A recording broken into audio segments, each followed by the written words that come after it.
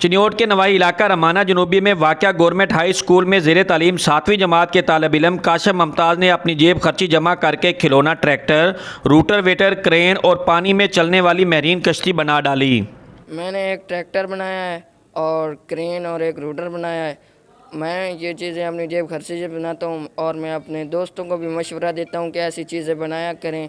अगर हुकूमत हमें सपोर्ट करे तो हम ऐसी बहुत सी चीज़ें बना सकते हैं। काशिफ मुमताज़ के दोस्त और क्लास फेलो इसकी इजादात देखकर फ़ख्र महसूस करते हैं। ये हर हफ्ते अपनी जेब खर्ची से चीज़ें बनाता है और इसने ट्रैक्टर, रूटर वेटर और क्रेन बनाए थे और ये हमें भी मशवरे देता है कि तुम भी चीज़ें बनाओ।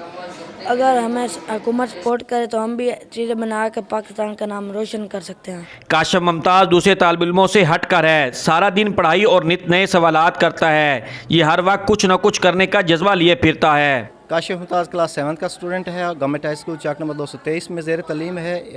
He is very brilliant student.